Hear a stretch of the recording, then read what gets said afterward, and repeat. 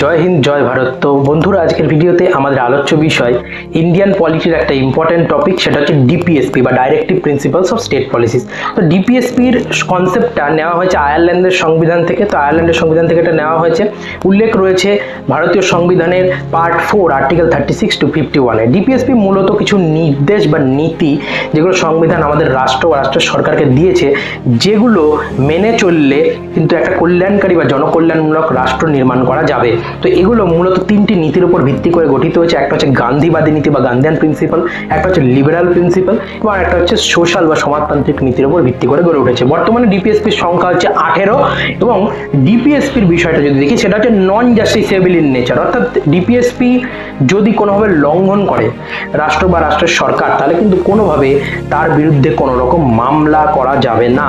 তো এইটা হচ্ছে ডিপিএসপির বিষয়, তাই ডিপিএসপি নন জাস্টিসেবল ইন নেচার। এবার যদি আমরা দেখি ডিপিএসপির সংক্রান্ত বিভিন্ন যে আর্টিকেলগুলো রয়েছে, যেমন ডিপিএসপি সংক্রান্ত প্রথম আর্টিকেলটা যদি আমরা উল্লেখ করতে হয় ইম্পর্টেন্ট, সেটা হচ্ছে 39-এর এ। সেখানে বলা রয়েছে যে free legal aid to poor people, মানে হচ্ছে যারা দরিদ্র মানুষ তাদের জন্য বিনামূল্যে আইনি সহায়তার ব্যবস্থার বিষয়ে উল্লেখ রয়েছে। 39-এর ডি অর্থাৎ 39-এর ডি যে ধারাটা, সেখানে বলা রয়েছে সমকাজে সমবেতন। 40 নম্বরে বলা রয়েছে পঞ্চায়েত ব্যবস্থার উন্নতি এবং বিকাশের বিষয়টা উল্লেখ রয়েছে। 42-এ বলা রয়েছে যে কর্মস্থলে মানবিক পরিবেশ এবং তার সাথে সাথে যে গর্ভকালীন যে ছুটি বা মাতৃত্বকালীন যে ছুটির বিষয়টা রয়েছে 26 সপ্তাহ, সেটার বিষয়ে উল্লেখ রয়েছে। 44 নম্বর ধারায় বলা রয়েছে ইউনিফর্ম সিভিল কোড বা অভিন্ন দেওয়ানি ভিত্তি, অর্থাৎ এক দেশ এক আইন, এই নীতির বিষয়টা কিন্তু এক্ষেত্রে বলা রয়েছে।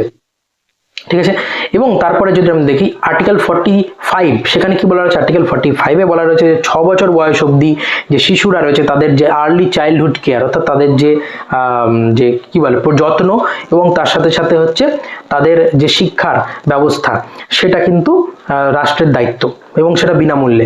এবং আর্টিকেল 46-এ বলা রয়েছে যারা এসটি এসসি এবং পিছিয়ে পড়া অনগ্রসর শ্রেণী, দুর্বল শ্রেণী, তাদের অর্থনৈতিক এবং শিক্ষাগত স্বার্থকে সুরক্ষিত রাখা। আর্টিকেল 47-এ বলা রয়েছে যে পুষ্টি মান এবং তার সাথে সাথে হচ্ছে জীবনযাত্রার মান উন্নয়ন করা, জনস্বাস্থ্যের উন্নতি করা, এছাড়া বিভিন্ন নেশা বা মাদক দ্রব্যকে নিষিদ্ধকরণ করা রাষ্ট্রের দায়িত্ব।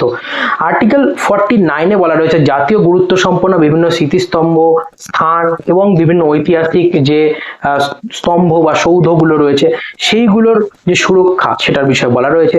আর্টিকেল 50-তে বলা রয়েছে বিচার বিভাগ এবং শাসন বিভাগকে আলাদা করার বিষয়। এবং আর্টিকেল 51-এ বলে রয়েছে যে আন্তর্জাতিক শান্তি এবং নিরাপত্তা প্রতিষ্ঠা করা এবং আন্তর্জাতিক যে আইনগুলো সেগুলো মেনে চলা।